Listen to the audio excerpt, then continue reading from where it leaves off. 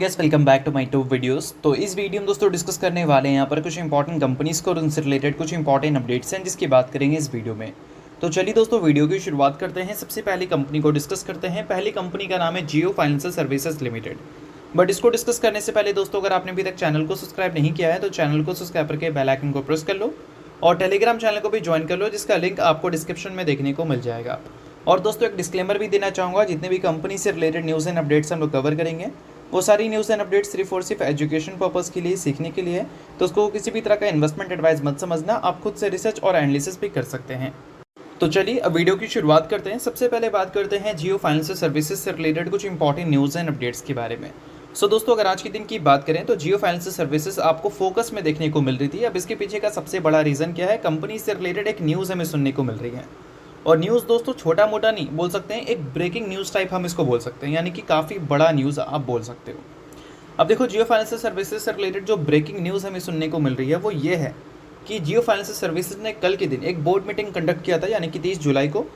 जिस board meeting में basically company proposal रखती फंड रेस का। अब इसका काफ़ी सारा मोड था। इसमें इक्विटी के जरिए भी कंपनी रेस कर सकती थी, डेट के जरिए भी, QIP के जरिए भी, और भी कई सारे मोड थे, जिसमें एक मोड था प्रेफरेंशियल इशूज़ का भी।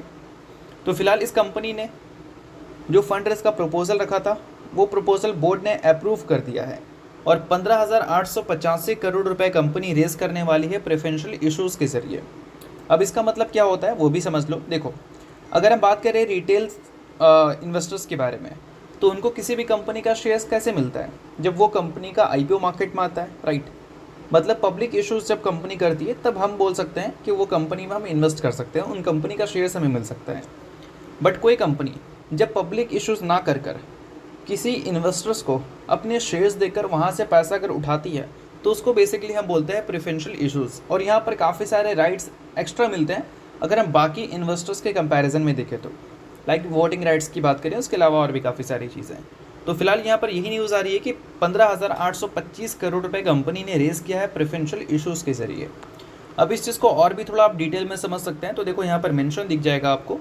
कंपनी के 2 प्रोमोटर हैं, ठीक है, जो कि इस प्रेफरेंशियल इशूज़ में पार्ट ले रहे हैं और उन्होंने इशूज़ किया है कन्वर्टिबल वारंट्स, जिससे वो रेस करने वाले हैं 15,825 करोड़ रुपए।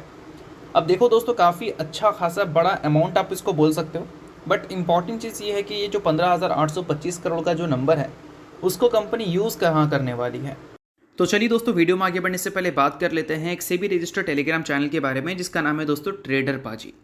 अब दोस्तों इनके टेलीग्राम चैनल को आप ज्वाइन कर सकते हैं जिसका लिंक आपको डिस्क्रिप्शन में दिख जाएगा। आप ये सेबी रजिस्टर्ड टेलीग्राम चैनल है तो इनका रजिस्ट्रेशन नंबर भी आपको यहाँ पर देखने को मिल जाता है।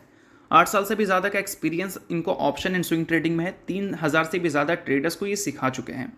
अब इनके चैनल को ज्वाइन करने का सबसे बड़ा बेनिफिट ये भी है कि काफ़ी सारी कंपनी के जो चार्ट्स वगैरह होते हैं उसको अच्छी तरह से रिसर्च कर यहाँ पर बिल्कुल फ्री ऑफ कॉस्ट अपडेट आपको होता हुआ देखने को मिलता है, जिसका फ़ायदा आप उठा सकते हैं। उसके अलावा ये टेलीग्राम चैनल से भी रजिस्टर का है, तो इसका मतलब ये है कि काफ़ी सारी कंपनी के जो कॉल्स वगैरह होते हैं वो भी आपको यहाँ पर मिलते हैं, जो कि बिल्कुल फ्री ऑफ कॉस्ट रहता है और चार्ट्स वगैरह भी बिल्कुल फ्री ऑफ कॉस्ट रहती है। तो इसका बेनिफिट लेना चाहते हैं तो लिंक आपको डिस्क्रिप्शन में दिख रहा होगा, लिंक के थ्रू जाकर चैनल को ज्वाइन कर लो।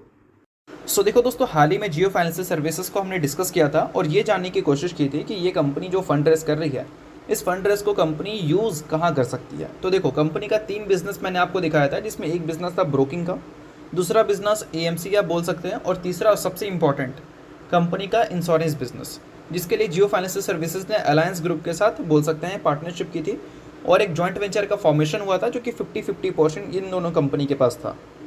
अब ये जॉइंट वेंचर इंश्योरेंस सेक्टर में काम करती है, ऑब्वियस सी बात है। इंश्योरेंस सेक्टर के लिए ही जियो फाइनेंशियल सर्विसेज ने अलायंस ग्रुप के साथ पार्टनरशिप किया था। बट नोट करने वाली बात यहाँ पर यह है कि इंश्योरेंस सेक्टर एक ऐसा सेक्टर है जो कि बोल सकते हैं छोटे मोटे प्लेयर के थ्रू रन नहीं किया जा सकता, बड़े प्लेयर्स यहाँ पर चाहिए, क्योंकि ये हाई कैपिटल बिजनेस है, यहाँ पर बड़े इन्वेस्टमेंट चाहिए होते हैं। और इसके लिए कोई बड़ी कंपनी अगर आती है इस सेक्टर में तो ही इस सेक्टर में वो सक्सेसफुली अपने बिजनेस को चला सकती है। अब जियो फाइनेंशियल सर्विसेज है तो बोल सकते हैं रिलायंस का part, but Jio financial services को इस सेक्टर का एक्सपीरियंस था नहीं, इसके लिए उन्होंने अलायंस ग्रुप के साथ पार्टनरशिप कर लिया है। तो बोल सकते हैं कि एक बड़ा नाम वो लेकर उतरी है इस सेक्टर में, बट बड़ा नाम लेकर उतरने के साथ बड़ा पैसा भी लेकर उतरना पड़ेगा। और इसी वजह से मैंने बताया भी था आपको कि इंश्योरेंस सेक्टर में कंपनी का इन्वेस्टमेंट हो सकता है। तो 15,825 करोड़ रुपए जो कंपनी रेस कर रही है प्रेफरेंशियल इशूज़ के ज़रिए, उसको कंपनी बोल सकते हैं यूज़ करने वाली है अपने इंश्योरेंस सेक्टर में ही। देखो मेंशन भी है, investment in insurance is a major part of Jio growth, यानी कि जियो की अगर हम ग्रोथ की बात करें तो उसके लिए ये इंश्योरेंस सेक्टर जो है उसमें जो इन्वेस्टमेंट है वो एक काफ़ी मेजर पार्ट प्ले करने वाला है। और ये जो फंड है दोस्तों वो हेल्प करेगा इनके जो गोल हैं उनको अचीव करने में भी। और अभी के टाइम पे देखा जाए तो अपने इनिशियल ईयर्स में है ये, तो अभी के टाइम पे तो इनको पैसे की ज़्यादा ज़रूरत होगी।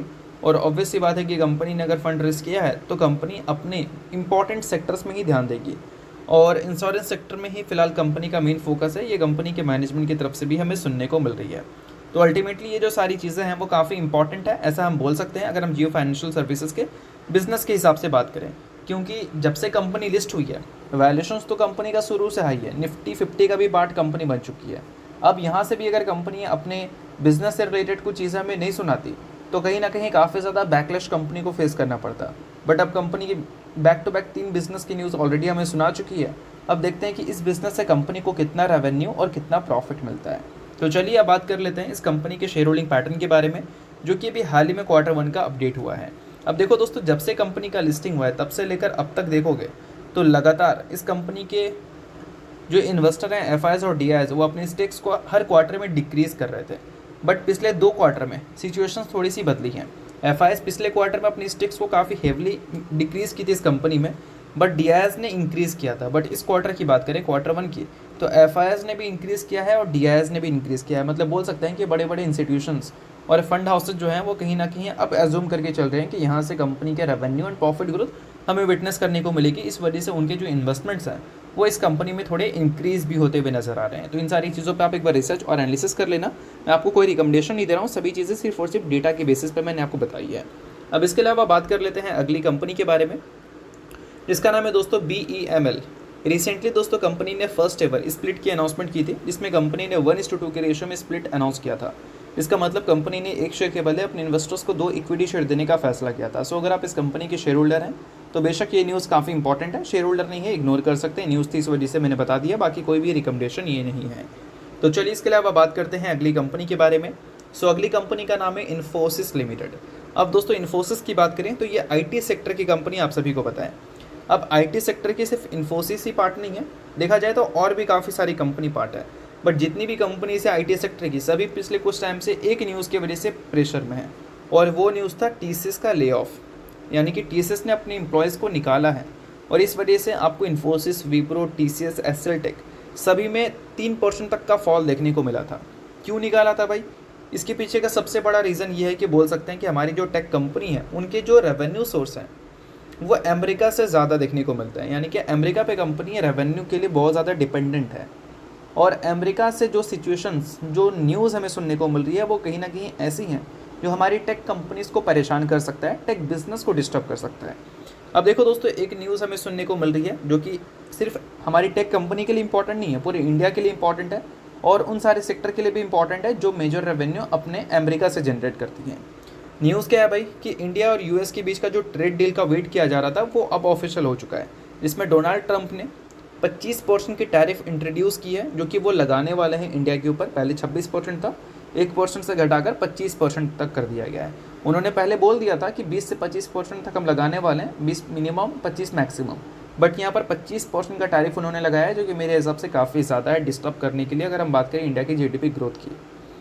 अब दोस्तों यहाँ पर यह भी मेंशन है कि 25% की टैरिफ तो लगा दी गई है डोनाल्ड ट्रंप की तरफ से, बट मुझे तो ये ज़्यादा लगता है। बट सिचुएशन यहाँ पर ये है कि प्लस पेनल्टी भी यहाँ पर मेंशन है, यानी कि पेनल्टी का नंबर अभी तक तो हमें कहीं सुनने को मिला नहीं कि 1%, 2%, 5 या 10 कितना परसेंट है।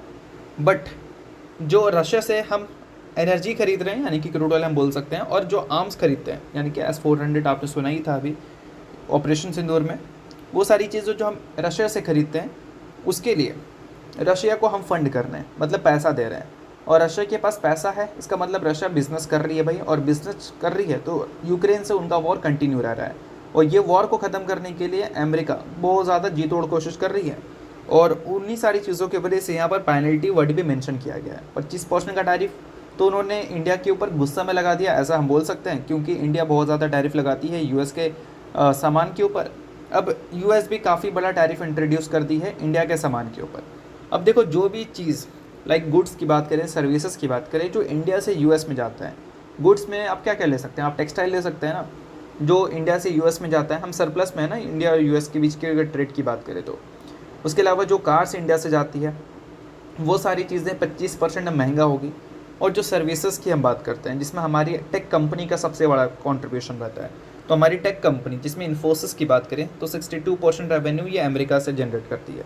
तो अल्टीमेटली इन सारी चीज़ों की वजह से हमारी टेक कंपनी पिछले कुछ दिनों में आपको प्रेशर में देखने को मिली है, बट देखना पड़ेगा कि आने वाली जो क्वार्टर्स आएंगे उसमें इन टैरिफ के बाद कंपनी के मैनेजमेंट की तरफ से क्या कमेंट्री होती है। यहाँ पर कोई एक कंपनी के मैनेजमेंट को मैं हाईलाइट नहीं कर रहा हूँ, सिर्फ इन्फोसिस यहाँ नहीं है, टीसीएस के मैनेजमेंट क्या बोलते हैं भाई, एसएल टेक के मैनेजमेंट क्या बोलते हैं, इन्फोसिस के मैनेजमेंट क्या बोलते हैं, मतलब बोल सकते हैं एक सेक्टर आगे चलकर कैसा परफॉर्म करेगा वो हमें Q2 के बाद सुनने को मिलेगा, ये टैरिफ इंट्रोड्यूस होने के बाद।